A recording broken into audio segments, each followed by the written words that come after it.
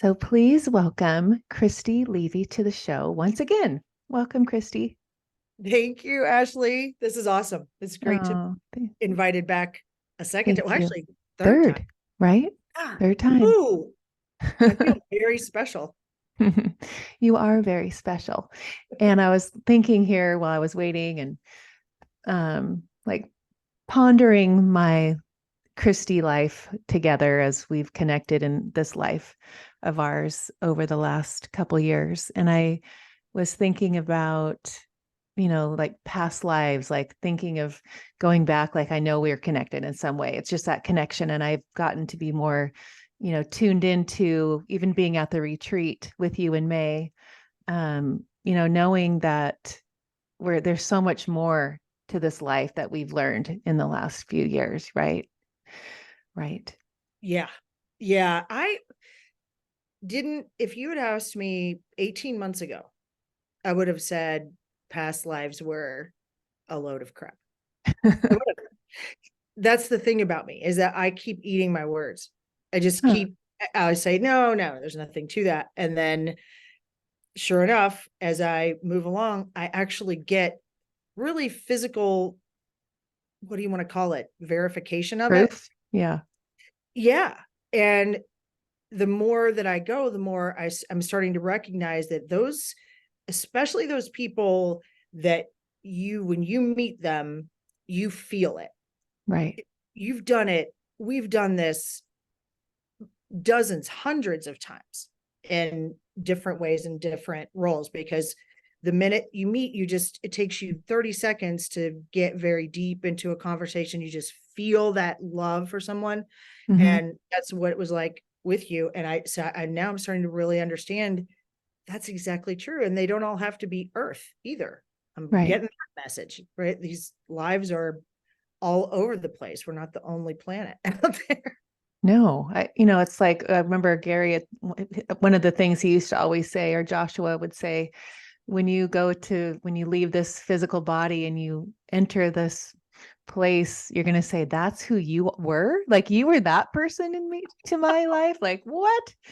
And I love that because it makes you look at different, like looking back at your life and thinking that relationship was like terrible, or you're like, they're all part of this plan, this whole, our expansion on this earth and the school that we decided to come to, right? Right. Yep, exactly. The first time that anyone ever said something to me about past lives and specifically about me was actually Gary. Huh. And I think at the time, he didn't really get it. He knew what he was channeling with Joshua, guides, supporters, and past lives, but he said he really felt like they were, I don't know, not patronizing, but right, they were just trying to make everyone feel good. That's really what he thought as he Hmm. was channeling that.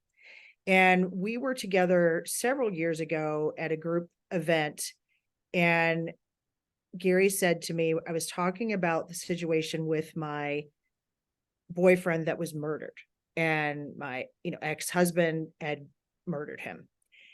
And Gary goes into a Joshua rant. I can tell, and I could tell then when he slipped, it was no longer Gary.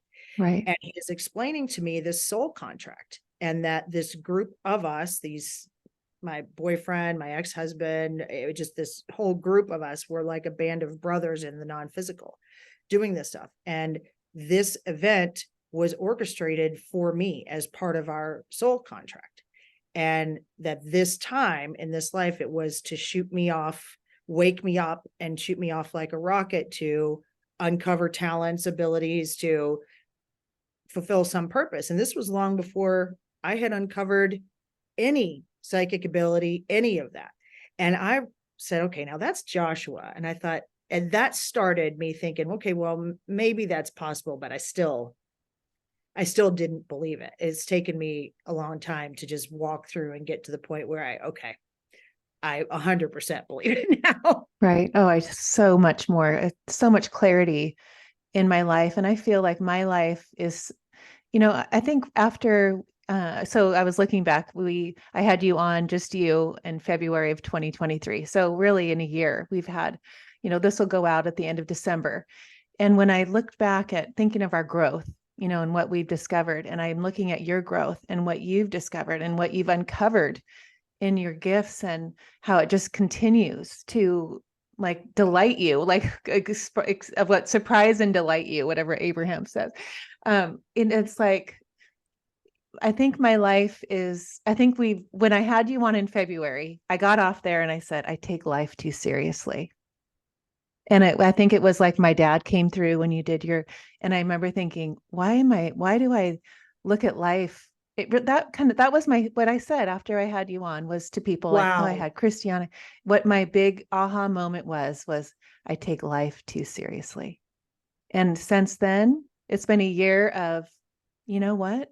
There's not like I look at um anything, even with the girls, my worry or her press page driving for the first time, all the little things that are, a mom worries about. I let it go and I know that it's perfect. And I've always had that in my head because Joshua had always said everything's perfect. And I've really taken that upon me. And that's definitely one of my words that I use all the time. But tell me how you have lived. I mean, that's a big, long story, but It's I mean, great. give me some like aha moments. I mean, you've brought the last time it was, white light, I don't even think had really started to expand until I saw you in May. And then you're like my science teacher talking about protons and neutrons and DNA. And I'm like, what the heck? So What let's is go, she just doing? take me to Right. like So where. yeah, because in February when we talked, I had been verbally channeling white light, but only for 3 or 4 months verbally. And Right. then the quantum life theory course started coming through around that time, maybe March or April. So yeah, it was coming quick. The first one for me was the moment when I was doing automatic writing and what came out was you are everything and nothing. But what came out as I was writing was you are worthless.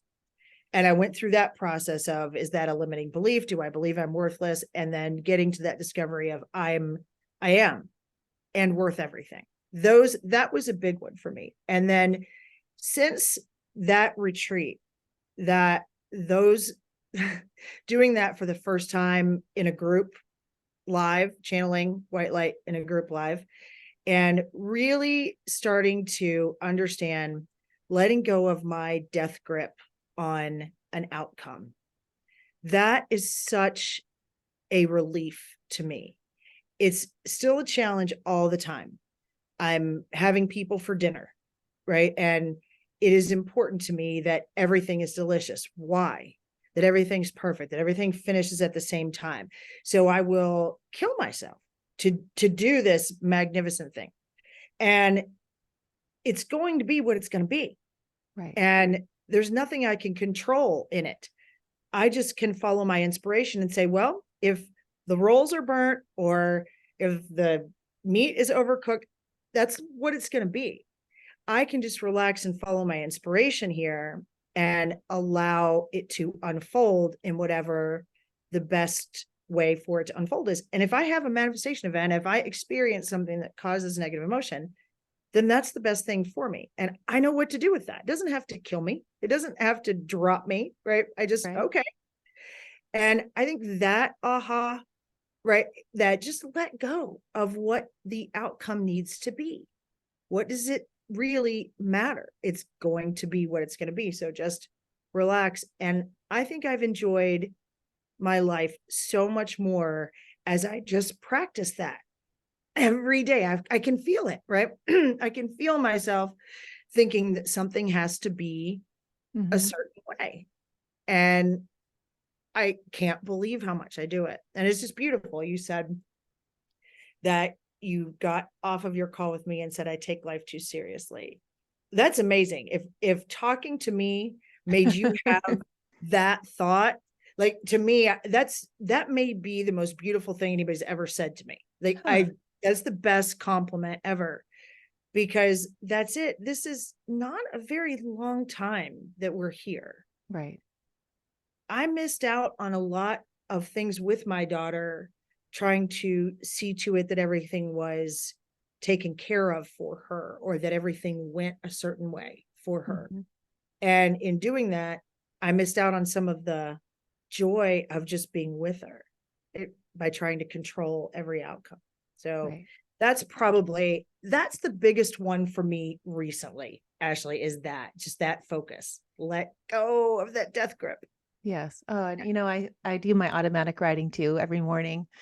And I listened to either megahertz, or I just had David Wong on. He does these chi coils, and I listen to like abundance or my pineal gland. I choose something, right? It's just whatever is coming to me.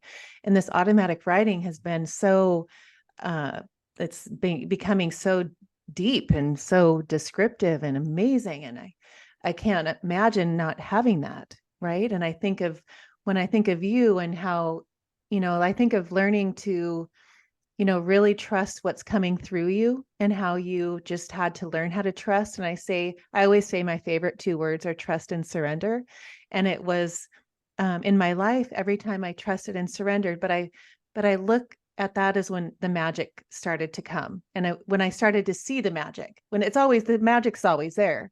It's just when you are going to sit there and listen and try to decode it, instead of just letting it flow. And with you, and I see what I've learned and what I've watched and observed from you is, at the beginning you had that like wall, like you're kind of like, oh, should I let people know? You're kind of like, do I drop it a little bit? And then it starts to drop, and then you start to trust and you start to surrender, and people, then you're like, okay, then we're all listening, and you're saying, and then it just keeps building. Don't you feel like that's what happened? Like you just started to trust that, and you didn't try to question it or go into it like, is this really true? Is this me speaking? Or when you're automatic writing, is this really like, I just know it's not me. I just know it's coming through me, and I trust. I don't even question it. Even if it went through my head, oh, is that really me? No, it's not. No, it's not, because you've never generated a thought in your life. You never have. You've attracted them. Right. So the higher you get vibrationally, the higher your perspective, the higher the thought. And that's what's happening. That's why you're reaching brilliance. You're speaking with your inner self, or channeling something, right? Channeling some other group, just like I do. And it is really interesting, that trust thing. I was telling someone a story about it yesterday. They asked about how this all got started with me, which that story, and your listeners probably do too. But the journey was sitting with it the first time, the first dead person, right? And hearing it and absolutely refusing to say what the actual phrase that was coming to my mind. I would not say it. So I just said something else. I just asked a question of my friend, right? And then she answered. And in her answer, she said the phrase that was coming to me from her grandmother that had transitioned. And enough experiences like that, where I'm getting the message and then I twist it, or, purposely, I'm not saying that to her, right? Not saying that that's ridiculous. That can't be true. And so I go about it a different way. And then it comes back, and I start to recognize it just took time and time again of saying it differently than it was coming to me, or not saying it, and having the person that I was speaking to in the physical give me something that let me know what I was getting was right. And then over the course of time, saying it, having it be right, saying it, having me right, saying it, having someone say, no, I don't know what you mean. That's not right. But then emailing me a week later, oh my gosh, I just remembered this, and you're exactly right. This happened. To where now, after almost 2 years of it, someone will say, no, that's not right. That's not, that can't, no, that didn't happen. Or can't think of anything that you might be talking about. I say, well, that's all right. You will. Yeah. I was just going to say that. I don't heard you. doubt it anymore at all. No, Right.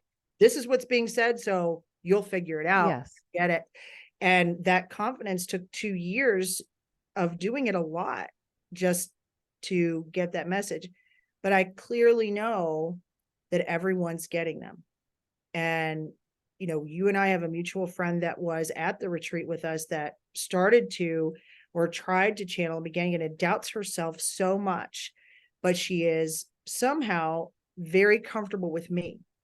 So she will get things that she feels like are connected to me. And in the last 4 days, she has sent 3 messages to me, 3 text messages. Does this mean anything? And they have been so incredibly spot on that she knew something I was doing right in the moment that she texted me, that she could have no idea I was alone. So everyone has it. And that's what I love. These activations that we're doing, the feedback. I spent 45 minutes reading emails today from people saying, oh my goodness, this is happening. This is happening. It's incredible. And everyone's popping off with these clairvoyant, clairsentient. It's very interesting. But We've all got it. Yeah, we all have it and we know that. So we all do. And then people are going to be listening going, okay, so how do I get mine to be like, activated? And, these activations that are newly into the mix that you have discovered, and the light language, and, I watched the videos from the retreat or something online that I'm watching these, Chris and Crystal and you doing these. I mean, it's just like, I had somebody on my podcast probably 2 years ago. Her name's Wendy Kennedy, and she did this, like, the same kind of idea, she does her light language. And it was like, what? But that's kind of what you're doing. But where did that come from? How did that start? Man, girl, that is the weirdest story. That started a long time ago. Well, okay, a year ago. I was meditating out on the front porch. Gary went to take a nap, and all of a sudden, I'm deep in my meditation and I feel someone there. So I open my eyes, I see his shoes, and I look up, and it's Gary. He said, what were you doing? And I said, meditating. And he said, how long have you been out here? He said he had been napping for an hour and a half. I thought I'd been meditating for 5 minutes. Huh. I have no idea. And he said, you were speaking a language. What language? He said, I don't know. It was something I didn't recognize. I didn't know I was saying anything. Over the course of time, I did some breath work. I was told there you were speaking light language. What's that? I didn't even know what it was. And so over the course of the year, that language has begun to develop. It's one of those things when you said at the beginning of this, how do I get mine? How do I get my abilities to show up? And this is a perfect opportunity for me to answer that question, because you have to just do things. You can't sit down and say, I want this to happen. You have to step out and do it. And the light language came out subconsciously. I was not aware of it. Gary had an injury to his ankle, and he said, would you work on my ankle? And I said, I wrinkled my nose. I'm not a healer. I don't know what that is. And, and he said, well, just try, because it really hurts. And he was limping. So I sat down with him and I got into a little bit of meditative state, put my hands there, and I could feel the energy of it. And sure enough, in that state, then I started to speak this language. And that was the first time that I actually heard it. What is that? And I started to see some little symbols on his leg. And so I just traced him with my hand. And when he got up, he said, my ankle's great. And then it started hurting again the next day. So we did it again, and 3 or 4 times, and it's better. So I realized, okay, well, that's a thing. So then we told some people, and Renee said, oh, would you work on my back? And I said, I don't know what I'm doing, but okay, lay down here and I'll put my hands on it. We'll see what happens. And so I just started doing this stuff, and people would see things and, wow, what's happening? So over the course of time, this stuff started happening until we got the message about activation at the last retreat where you were, that we had some sort of, and I thought activation, I had heard that term. Right. I thought it was ridiculous. I really did. So again, I keep eating my words, right? And to me, and I said this to White Light, you can absolutely activate us from the non-physical. We are pure spirit. There is nothing that anyone needs to do here on earth to activate me or activate anyone else. I thought that was really dumb. I mean, it didn't make any sense to me. And White Light explained to me that we are this trinity of mind, body, and spirit. And certain things have to be brought in physically, whether it's a vibration of sound, touch, the drawing that I do on people, the symbols that light up on them, and I draw them on their back at different things. They said, these are things that have to be brought in physically. That's why when they speak through me, if I don't download and understand what they're saying, if it's new, for example, quantum physics things, if some of that was new, and if I don't understand it, they won't speak it. It has to be brought in physically. If I understand it, they can speak it. So they said, you tend to, all of you go on this spiritual path and you ignore the body. You leave the body behind, but it is an equal part of this Trinity: mind, body, spirit. So that led me more to it. I had a couple of dreams, meditation dreams about it, got the idea. It said, you guys, I want to try something on you. I think it might be an activation. So my friends just let me try it. And things happened, like massive things happened. Like what? Throwing up. Well, man, Ashley, this is so fun. So the first ones I did one for Drew in Tampa. And these are people that allow me to just work on them. Right. What I'm doing, right? And you're doing that, you're speaking and you're doing something with your hands. Right. They're laying down, and I start out I get a frequency for them to listen to. So I play that, and I have them do, like, girls just shirt off, like sports bra, lay down on their stomach.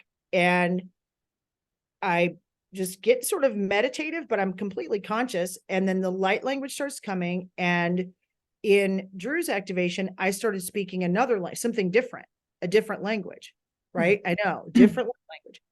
Well, I've started to learn now that what I'm doing is I speak the language of the person I'm working on, and it can activate their language. Many times now, people will speak back to their language. It's crazy. I don't know what I'm saying. When you say their language, what do you mean? Like their language from? Yeah. So everybody has their own light language. There are lots and lots and lots of them. I don't believe there is a unique light language for every person, right? Kind of like on this planet, we have however many languages, but lots of people speak that language. Right. Light language is that way. And I have spoken mine with some people who are well-versed in it, do understand it, and have been told that what I speak and sing, because I speak and sing it, is Elohim and Seraphim, which are angelic light languages. Chris Morrison, a guy who does the activations with me, speaks a version of a dragon language, which is like an elemental, right? So it's very interesting. And his language is a clearing language. So, and I'll get to that. And then Crystal, who you know, also here works with us here. Crystal does light language with her hands. So it's symbols and code. And she does, it looks like sign language sort of, but it's faster and it's wild. And so the three of us have started to do these activations together, but chronologically, I did Drew's first, and I didn't know what I was doing at all, was guessing. And I really saw the symbols light up on his back. So I traced them out and spoke a language for him. He did not speak back to me, but when we finished, he felt sort of lightheaded. He was a little uncomfortable for a little bit, I think, but some things about the activation he just didn't remember. He didn't hear me say certain things. So then I came back to North Carolina, and I did the same thing with Chris, our friend Chris, and our friend Crystal, and with Gary, one at a time. And they all sat and watched each other's. And none of them remember. They don't remember their own, and they don't remember each other's. I would say things, did you guys hear? Because Chris spoke back to me, and I spoke dragon to him. He spoke back. Someone else was there watching it all who did not get activated, and she remembered everything. And she was asking questions. What's that language? What's happening? Gary and Crystal didn't remember Chris's, and vice versa. And when I would work on Crystal and Gary, Chris got up and threw up every time, several times. And he was sick the rest of the night. Crystal was very sick. Gary felt fine, but he was highly emotionally sensitive for a couple of days.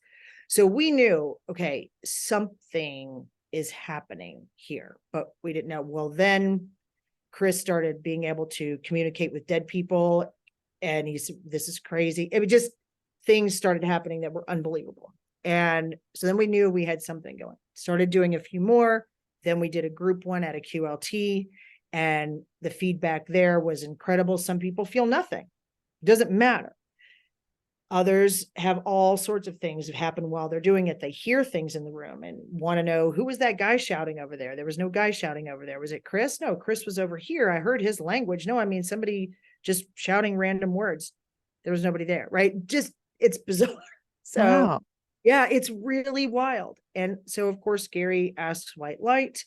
We had a whole explanation from both Joshua and white light on what's happening.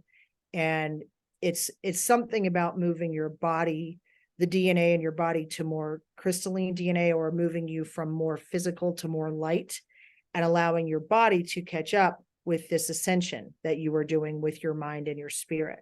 Your body, the high vibration, your body has to meet up with it. And this is Right. something that helps that.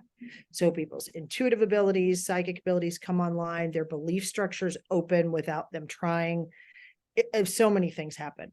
And that has been really interesting. So we started doing this group where people join us for a month, and we do one activation a week, and it's incredible.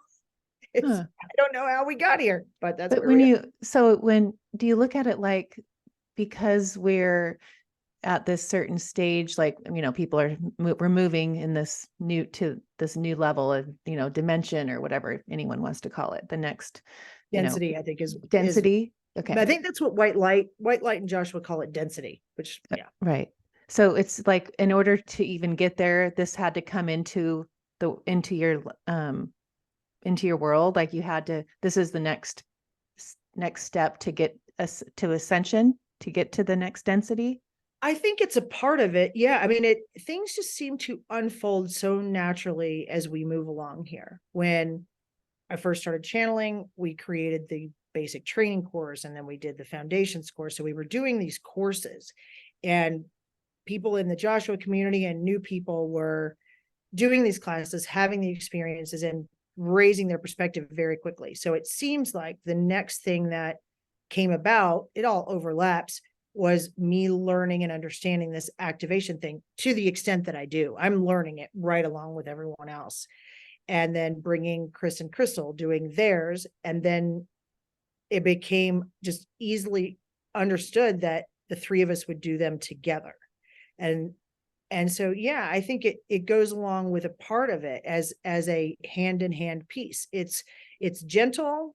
It's pretty easy to do, right? It's certainly not going to hurt anyone. It's this Right. beautiful thing. You do a meditation every day for 3 or 4 days leading up to it. You do your activation and you move on. And the experiences. Now, some people do experience some being tired, feeling sort of sick for a few hours or 24 hours, different things. It does have an impact. But yeah, I think it is a part of that next step to just help you ascend more easily, open up your belief structure more easily, and adjust that body to this much higher density that you're running around in. Yeah. And do you feel like you need an intention before you have the activation? I think of that, and I think of everyone around you is open to, they're just, they want to this, they're ready. They're at your retreat. They're sitting in your presence. They're ready. I mean, I think of Chris, when I met him, he didn't have anything that like that in May. And now we're just in December, and he's done all that. Like, but it's because when you say, how can I do that? Or we all have that. It's because you're moving forward. You're taking the breadcrumbs. You're doing it. If you get an inspired thought of, I'm going to start doing, you're going to go meditate on the front porch, and, it's like, because you're doing it. Like, people can sit there and, say they want to do it all day long. But, I as Chris, for an example, he had to, start moving forward. He Right. did.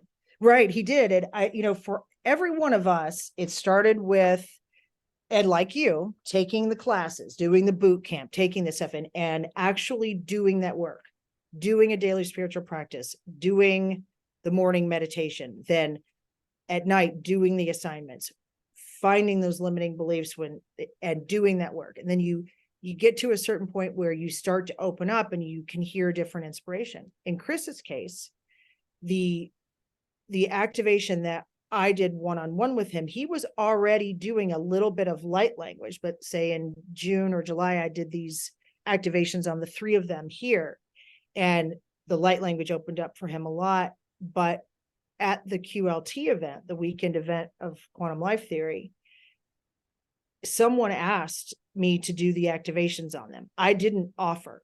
And I had just been telling them the story that I told you about, the three of them on the porch doing these activations and laughing about how I couldn't believe they let me touch them because I don't know what I'm doing. So, Right.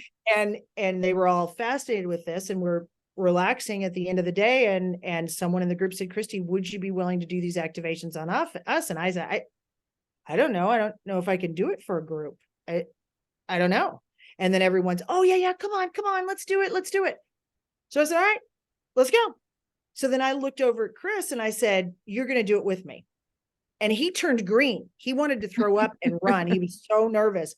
And he said, I don't think I can. Yeah, you can. You're going to do it with me. And that's how it started. And I got a Hertz for everyone, put the speaker in the middle of the room, gave everyone yoga blankets and said, here's blindfolds, yoga blankets, lay down. I'm not going to get to everyone writing symbols on you, but everybody lay down. Let's just see what happens. And we did it. And then it has become now this thing that everybody wants to come to the house to do in person because it is really cool and it's really fun. So that was how Chris did it. He received an inspiration from a friend, me, that said, do this with me. And he did not say no. Right. He said, okay, even though he wanted to throw up with fear.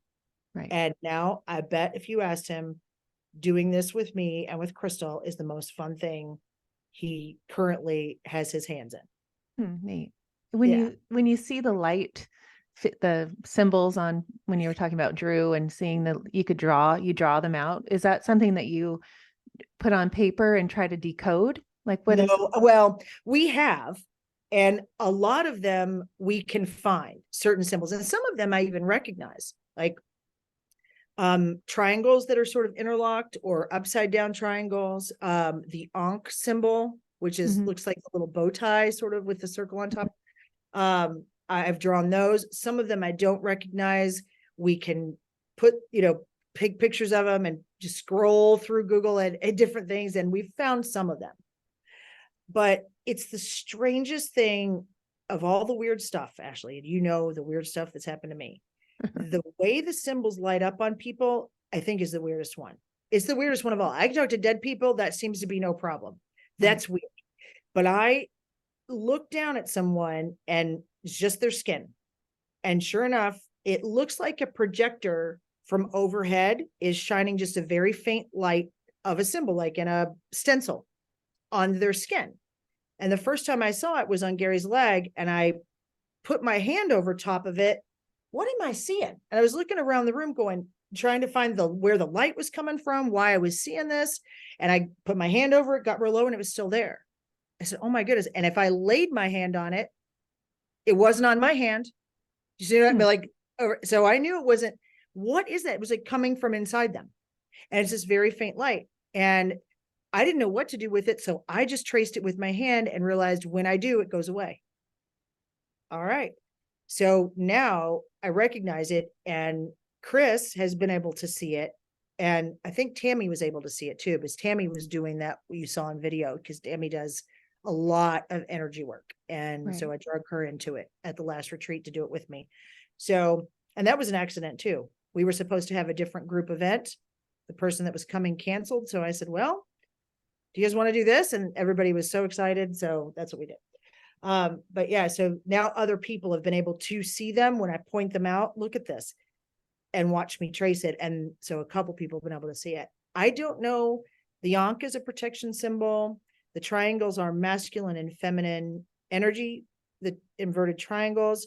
There is one that's a circle with a dot in it that I've now learned is the alchemy symbol for gold, but also for the sun. It's a symbol for the sun.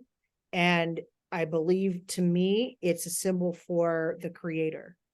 The brown circle with a dot in the middle. So that ends up there. And then lots and lots of them that I don't recognize. But if you look up angelic light language, you'll see people write light language too. Just some speak, some sing. You'll see symbols, and some of them look like that with the squigglies and dots. I don't know. It's crazy. I mean, do you see that being like, what have you learned from white light? What is the lessons that they're teaching you? That is where we're going. Like, are we going to be talking like that? Are we going to forget? I mean, is that going to be one of our languages that we speak? I don't know what I know about it, and the way white light has explained it to me is that it is the language of your soul. It is the language of what is the origin of you, right? That it is that language of your soul. When you get it and you speak it, it doesn't go through your brain. The best way I can describe that is just when you start talking back to me in a minute, realize how much the speech is going through your head. You can feel it. Mm-hmm. Light language comes for me from like my root chakra or that sacral chakra, and it comes up from there and out, never goes through my head at all. And it feels like power.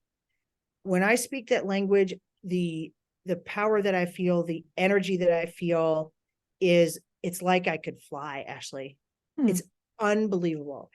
And I don't know that it is something we would walk around and speak to each other, but mine is for sure a worship. I can feel that when I speak it. I know that what I'm doing, if I were to sit and you were laying down in front of me, what I'm doing is a worship, not as I'm less than, but as a reminder of who you are. Mm-hmm. You are magnificent. You are the creator. You are eternal. You are powerful. Those, I think that's, at least it feels like that's what I'm doing. And that's been explained to me a little bit by white light, that it is that I'm a reminder. And what Chris is doing is that he clears things that are ready for people to let go, to let the stuff that we're doing come in, let the new come in. He clears out. And I think it's just one of those things that puts physical love into the space, into the world. When you speak that language, you can feel it. It's so beautiful. And when I speak someone else's language and they speak back to me, I cry they've never done it Huh. before. I'm doing an activation and all of a sudden they speak back or sing something. It's so beautiful. And I don't even know what they're saying, but I can feel it. Huh. It's incredible. Yeah. Gosh, I can't wait to have that experience. But I think of when you have discovered like the DNA and all the when I told you when I was saying earlier, you were giving me a physics lesson before I left the retreat the last time. And I know that white light has taught you so much, and every day you probably get downloads from, and I know you do, and you activate, I mean, you move forward and investigate everything, and you're making, learning and growing. But what would you say, like, when you talk about we're all the creator, we're one. I mean, the way I look at life now is so, I mean, since I saw you last, say just from February till now, in our interview on this podcast, the way I see life, the way I see oneness, the way I see God, the way I see everything. Give me a description of how you see life, how you see, Christy, and where she participates in this life, where you see, I don't know if you've done past life, where you kind of see why you're passionate about something, because it's been always part of your soul, and how your soul is in this body right now, expressing itself as Christy in this personality. Like, explain that. Well, the oneness part of that question is really interesting because there are times where I can feel that oneness with everything and everyone. It doesn't last, but I can feel it, and it's crazy when it hits. It may only last for 60 seconds where I truly can feel it. The strange thing is that when I come out of it, I feel funny. I feel weird. And I used to think it was because I was feeling the separation again, because it feels wonderful to feel that. Mm-hmm. However, what I finally was explained to me by white light was that the reason I feel weird when I come back in is because when I feel that oneness, for me, it feels lonely. Hmm. And white light said, for you, the question is, am I one with all and alone, or am I separate and have friends? have those surrounding me. And I can feel that one. That is very interesting. I love knowing that I'm one with you, my friend Ashley, but I do not want to merge with you. I like talking to you. Right. I like spending time with you. And for me to see that oneness is with the clarity that I can sometimes see it is disturbing. I don't mean to freak people out, but it is very strange. So that's a part of it. The past life thing, some of the interesting stuff when Gary and I discovered a past life that we had shared, it was given to us in these shadows on the wall. And what was so much fun about it was that I was able to interpret some things and he was able to. And even when I saw the girl and he said to me, Gary said, "Oh, you see her?" And I said, "Yeah." He said, "What is her name?" And I said, it's Sophie. And at the same time I had said Sophie, he said Marie. And I looked at him, I said, "No, it's Sophie." He said, "No, it's Marie." Well, we had that happen through this hour or so process of watching this movie on the wall, which sounds ridiculous, but it's in the shadow. And we do this The together. things you do, I would be a fly on the wall. Oh, it's hilarious.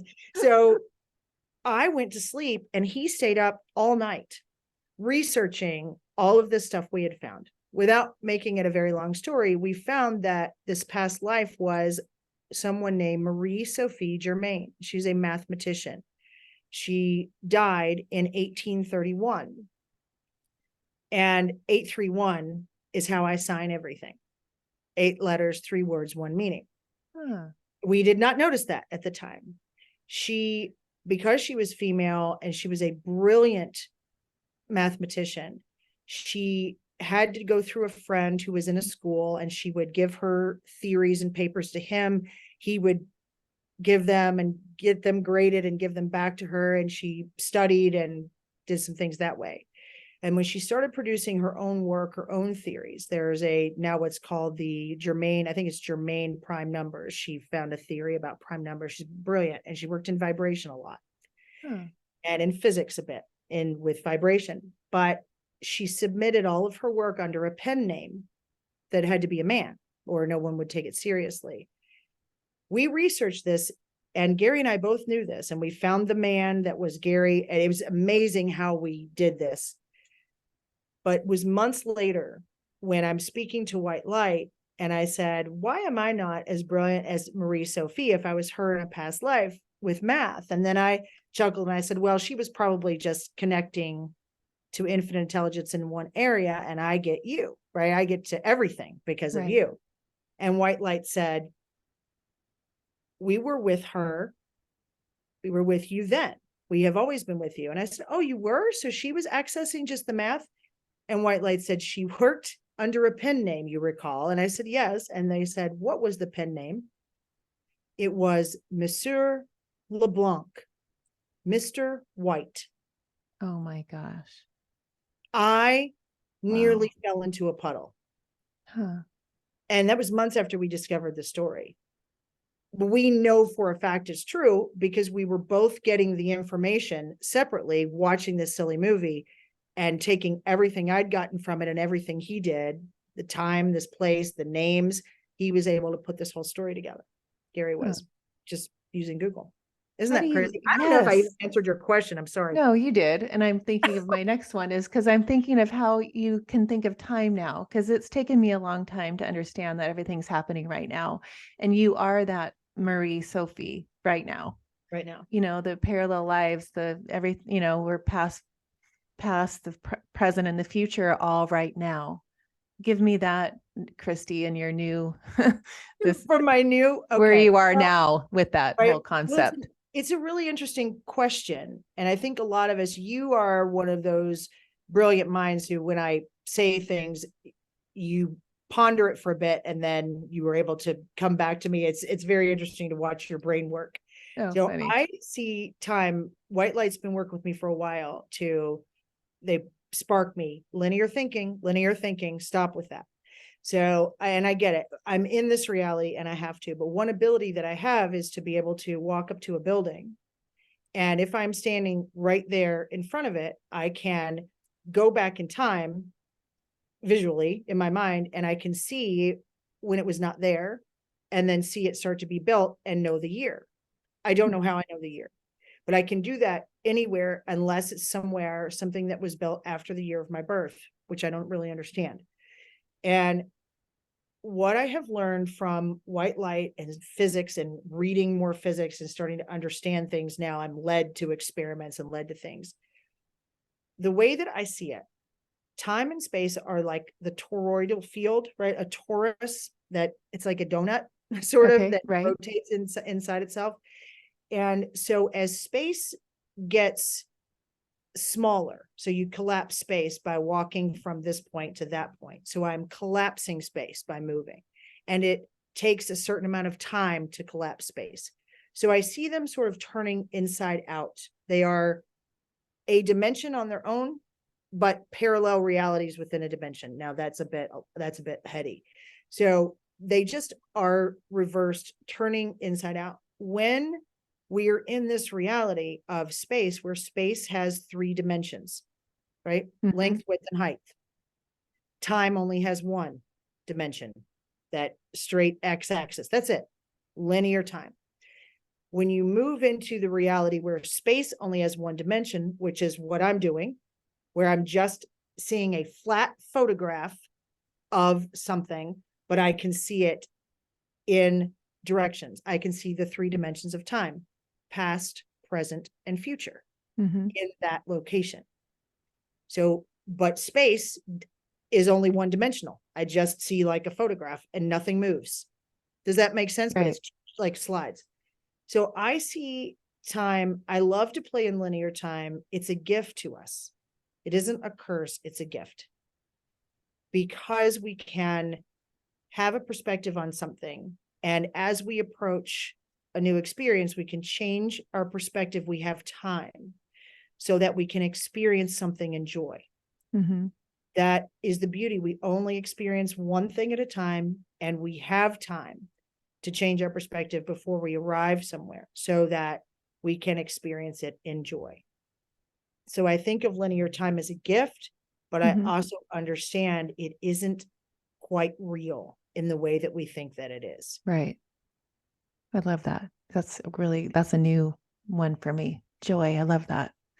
When you look at souls and when you understand our souls, and we all come from oneness, but we're either, I use the phrase, she's an old soul, or, he's not that old, like not really aware, kind of like not interested in this kind of stuff. They wouldn't be part of the retreat, and in my head, like, but do you see it that way? Do you see like people, different levels, like soul levels, where they've done this so many times on this earth school, or they've been, in a human body?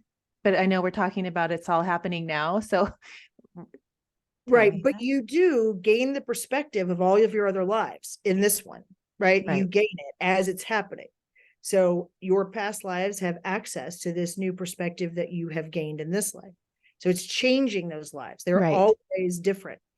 And so how do I see souls? I have thought about that before. The way that I see it, yes, I believe there is evolution to a consciousness, to a soul, as you come in and you experience a life here and a life there and a life here and so many.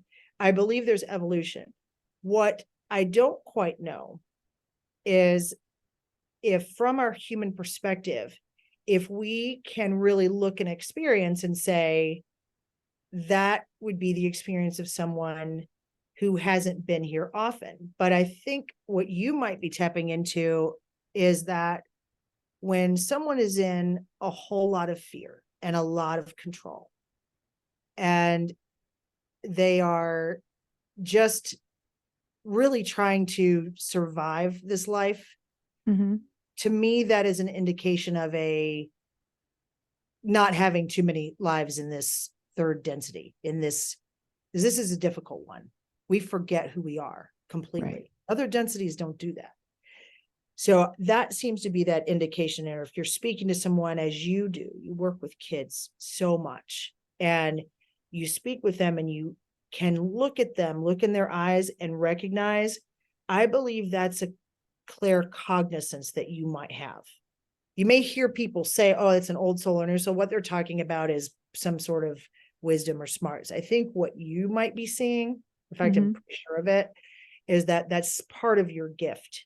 Is that you look at someone and you can sense from them that they've done this many times.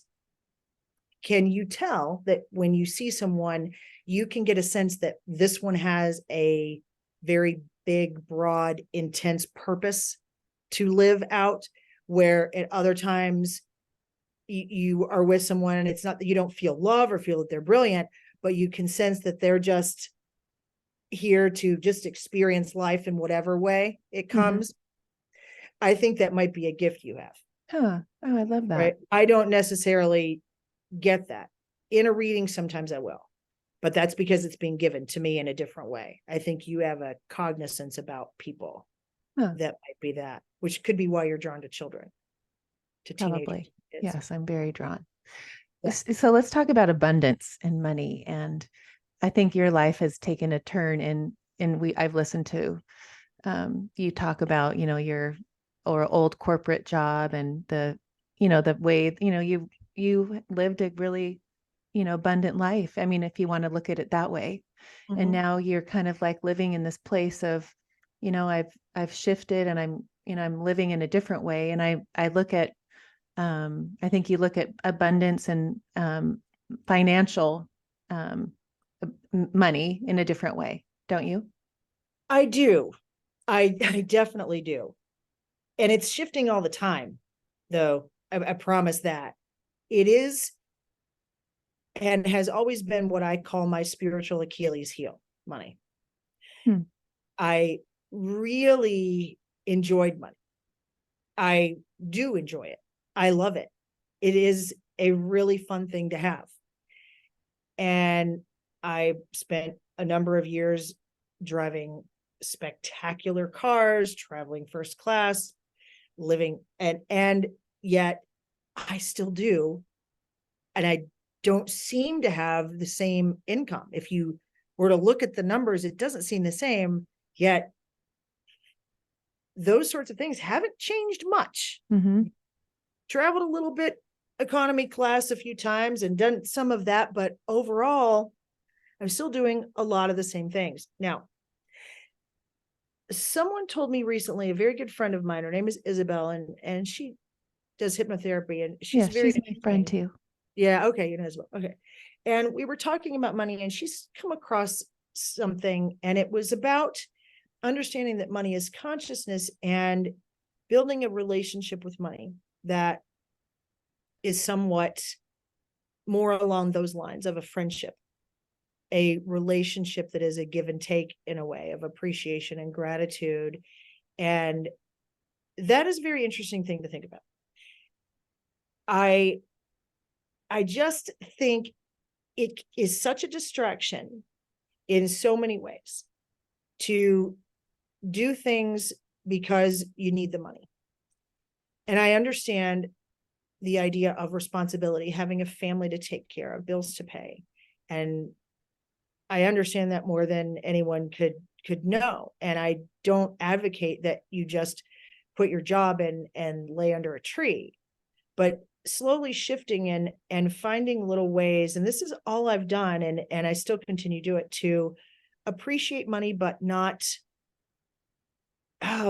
imprison it, not try to make it be something, to love it, to care for it when I have it, to share it, and to allow myself to do things that I feel truly inspired to do, and speak to myself when I'm using it to obtain some sort of other feeling, some kind of comfort, to avoid something else, to deal with something else. And just to notice that. And then with Isabel's most recent advice, now I'm beginning to say, okay, money, I would like to buy this sweater. I would like to buy these shoes, whatever it is. But I feel like we're going to do this together. Is it something that where you're inspired to do, and it's very quick, but I Mhm. can feel it a little bit, and it's beginning to answer back in quite a unique way. And I'm interested to see where this goes.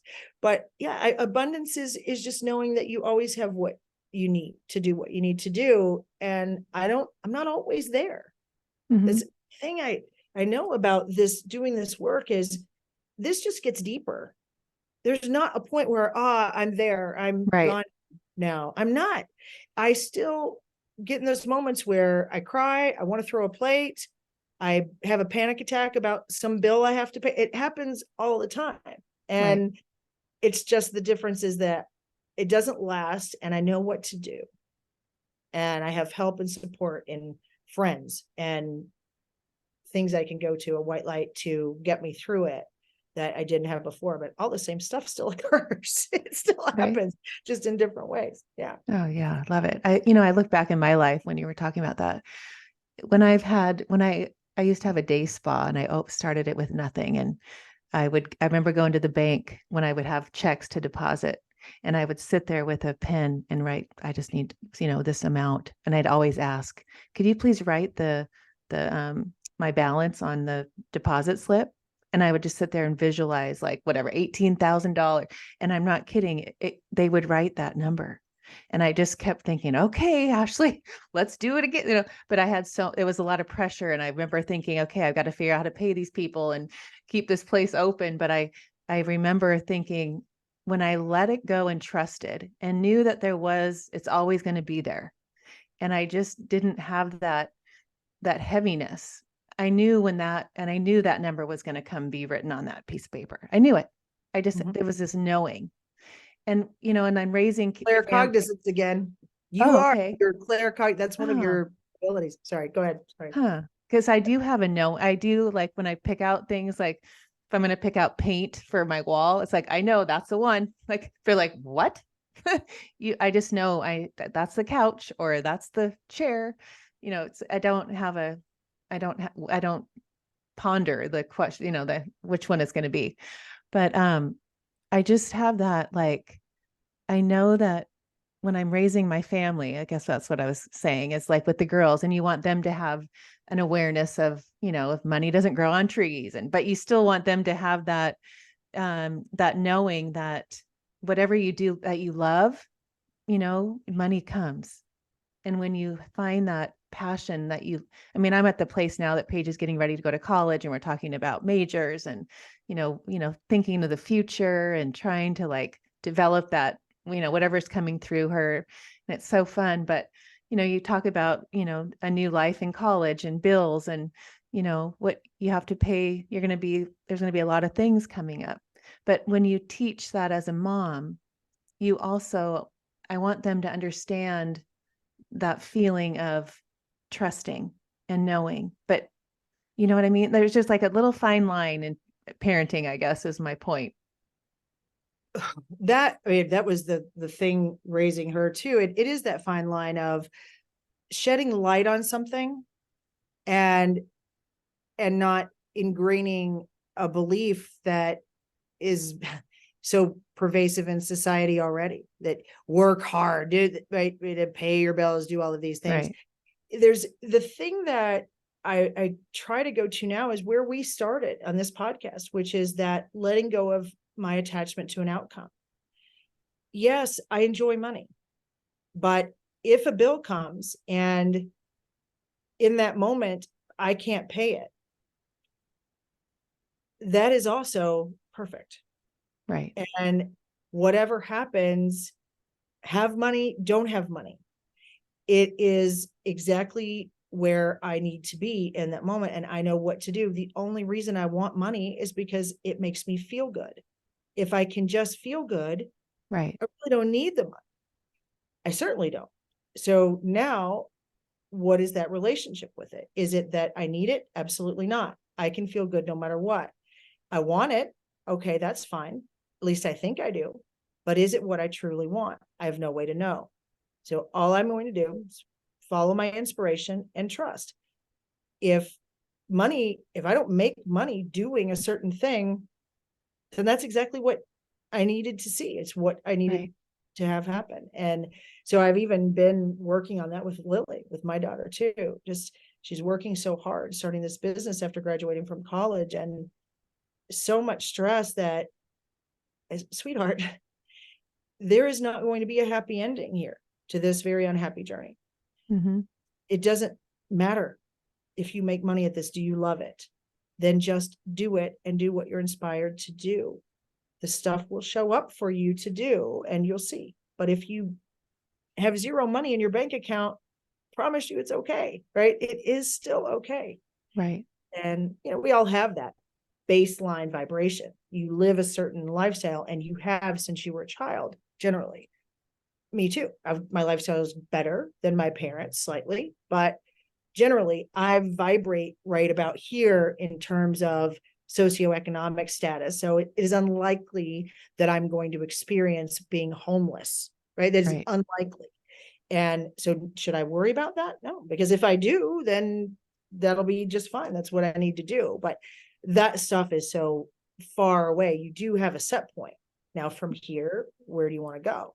I'm Right. gonna drop below that. Generally, you're just not. You just, this is where you are. So Right. that's an interesting one to explain to Lily. You're going to be fine. You're to be Right. here. You'll have a home, you'll have a car, you'll have a phone. It's fine. Right. Yes, Yeah. you're going to be fine. When you talk about we talk a lot in the courses that I've taken with you and Gary, like about law of attraction and vibration and manifesting and the desire that will, and we're almost done, but I just was that kind of lit something in me, and I teach that too. And I teach that to kids. But and I do use a lot of things that I've learned from you and Gary in my classes through that. But I love how when you talk about, the desire and that inspired thought and the vibration that you have to feel, you can feel, you can go sit in a Bentley and feel this richness and, get your fur coat on and your whatever purse, and get that vibration and that feeling, right? And I used to always say to my girls that worked for me, if they drove a dumpy truck, go to the car dealership and get in a neat car, smell the leather, feel that feeling. That was in 20, 30 years ago. But I'm like, that feel the Abraham Hicks moments, my early years. But like feel that. But how do you now in this new Christy world look How do I at do it? life and manifesting and law of attract, like all that? How do you look at that? Yeah, Or do you? I'm very clear on the difference between what I think I want and what I truly want. And all that means is that my inner self knows what I truly want. I don't, because if you had shown me the life I'm living right now 5 years ago, I would have run screaming in the other direction. I'm standing up, doing energy work, speaking light language, talking to dead people, doing readings, traveling back and forth from Tampa, not in my beautiful new home half the time. There's so many things that I would have said, there's no way, and I would have run. So I'm happier than I've ever been. My inner self knew that and knew where to take me. So that's the first part, is the difference, knowing that difference. The second part to me is to, when I have an inspiration, I recognize if I'm inspired to go to the gym and I say, I'm tired, I don't feel like going, that's fear. If the desire to go to the gym is stronger than the fear, I will go. If the inspiration is to do something else, skydive or something, I like that stuff, but let's say it is, and the fear is too great, the fear is greater than the desire, I won't do it. And I will be very unlikely to even hear that inspiration. But if I could hear it and would put past fear, it would be the fastest way for me to get to what I truly want. So now I play with that. I feel this. Is it an inspiration? Yes.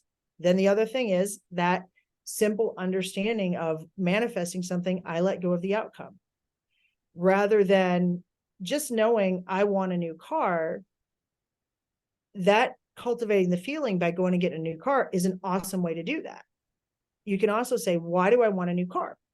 Because I think it's going to make me feel something. It's the only reason you want anything. Right. Test me on that one. I promise it's true. So what is the feeling this new car is going to give me? Safety? Security? What is it? It'd be different for anyone. What do I have in my life that gives me that feeling? Think about that. Cultivate that feeling, because this universe will respond to it. If it's safety and security, then think about what else is in your life that gives you that feeling. Think about it, feel it, appreciate it, love it. You will not only get more of that, you will get more things that make you feel safe and secure. The new car will be one of them, and it will show up. So that would be that's my number 3, breakdown on abundance. I love it. Okay, last one. See, I keep getting these thoughts. I was listening to an interview that you were doing the other day about when you decided, forget it, I'm just going to eat. I'm not going to worry about working out. I'm going to see him, like the identity and how you grew up and your father was heavy. I didn't know that. Like he was an overweight man, and how he lived his life, and how you went about like just accepting, because I mean, we're about the same age, and you go through this life where your body shifts and changes, but you came to this acceptance. I did. It was it was a process. I realized that I was struggling with that worthless and worth everything. And in that struggle, I felt that as I was aging, my value was going away. And I recognized it, that I wasn't invisible yet, right? I was still it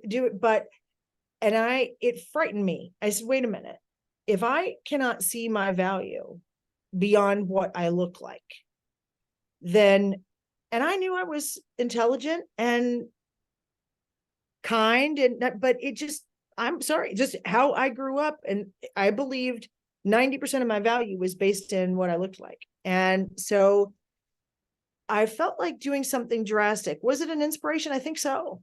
I do. To this day, it sounds weird, but I said, okay, I'm just going to go there, and I will find it some way. And so I cut my hair off, and just ate Oreos and donuts and let myself gain like 30 pounds. There's a lot of weight. I mean, it really was. May not have been 30, but it was a lot. I looked like not great. It was really funny. But in that,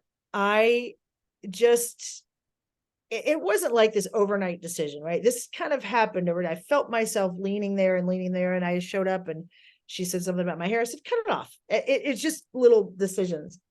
And in that, I started to recognize the moments where I would be uncomfortable, when I would not want to go out to do something, when things would not be fun.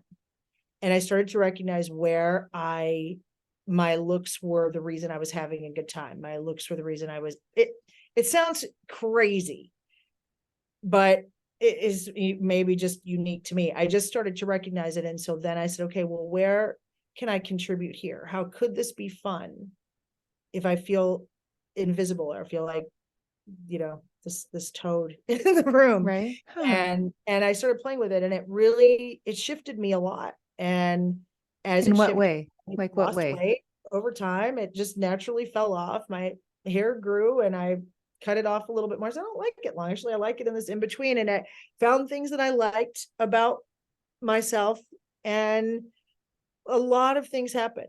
And the feedback started to shift from other people, and I found myself becoming wise, and that power, love, and wisdom.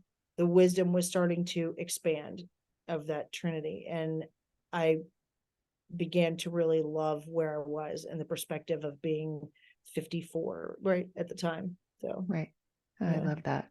I loved hearing that, because I think there's so much pressure, like you say, like, doing stuff, and you get to the place of our age, and I don't know, our bodies are different, and that acceptance, and just that self-love, and I want to be that person for my girls. I always want to portray that only thing that matters is that you love yourself, and it just exudes through you. If you're 300 pounds or 20, whatever it is, it's just that true love that you want to, that's what that taught me when you did that. It was like, you're really learning to really love you. and it didn't matter what I looked like or what size shoes, what size pants I wore, or what, what I mean, Right. or with my hair Yeah. was long or short, whatever you had this vision of. And I stopped getting Botox. I stopped doing all.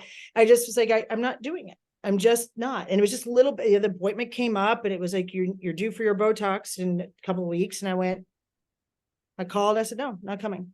And I just let it all go. And it wasn't that I stopped caring about right, me. Is that just pushing through a little bit? What's really here? What is really going on? Why do I have to have this for everyone out there? Right? Is that why? And it didn't mean I'm never doing that again. Right? Because I did lose weight. I've gained more weight back, but I did. And I had fun doing it. It just fell off. All of that stuff is great, but it really did teach me how to love myself. And I've got to tell you that when I'm channeling or doing a reading, I get on Zoom to do a reading for someone, or run into a stranger, like the story that where I say something to someone. When I am in that zone where I'm doing light language or whatever, the comments that I get about my physical appearance are like none I've ever gotten. None I got when I was, the Derby Queen in whatever year it was, 1988, a long time ago. The comments are things like, wow, you are so beautiful. You look like an angel. Those kinds of, and I realize they are not seeing this. They're right, seeing something that's coming through me, that I'm channeling some energy, some spiritual thing. And if you've got that and friends that love you, I'm very happy to let the 25 and 30-year-old women have that stage. right, Have, girls, I had mine, right, and you are spectacular, and I will admire that art from here. I right, don't need that anymore. right, I had that. This right, is a perspective right. of beauty that is inside and out, and Yeah, I I love really that. starting to enjoy it. It's not always easy, but I'm starting to really enjoy it. Yeah. Yeah. Oh, I love that, Christy. It goes by so fast. And Oh, let's why don't we end on where you see you going? Like when I interview, do you look ahead like a year and 6 months out? Like what do you want to do? Like, do you want to be what? I laughed so hard at that. I used to do that, and now I know I can't. I can't. I I can only plan a month ahead, because things, oh, well, I guess that's not happening. So I'm still doing every day what you brought up, surprise and delight. And I wrote that every day in my daily spiritual practice. I still do it. I still write those words. I intend to be surprised and delighted today. And that is the first thing I write every day. And I am always surprised and delighted. It is always better than I imagined. Hmm. And I have no idea. We have laughed that I am going to be doing activations in arenas for 20,000 people. And that Oh, may wow. be true. No, I'm Huh. kidding. But Yeah. the one thing that I just slid backwards into, the courses, everything that we have going on, I have no idea, but I know it's going to be a great ride. Yes. It's really fun. And, just more retreats, more things of getting together with our friends like you. And Yeah. that's it. I have no expectation at all other than surprise and Isn't that amazing to live like that?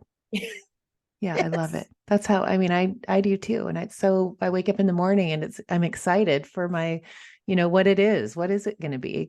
Walk the dogs, and what am I going to see today? I mean, it's just, um, it's just a way that, you like when you are with people that have the same thinking and have the same, um, like outlook, and they're not forcing life, or they're not trying to get somewhere, and they know you're all going, you're leading into where you're supposed to be, and it's perfect.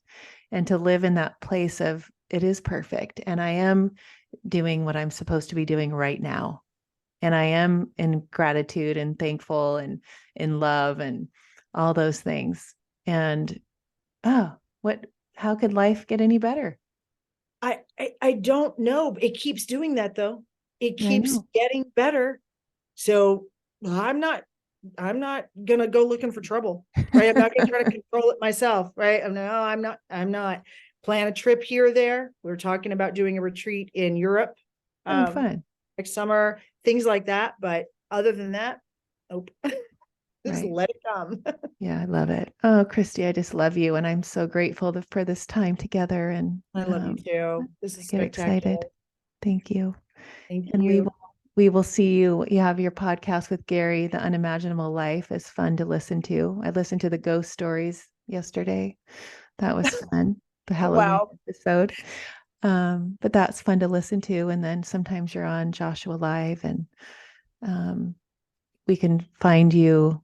You can get a Yeah. reading, a medium. Right. ChristyLevy.com. So all the readings, the coaching, all of that is on there. My YouTube channel is also Christy Levy. And then the activations and the classes are on my website as well. So it's all Okay, there. perfect. ChristyLevy.com. Thank you. Thank you.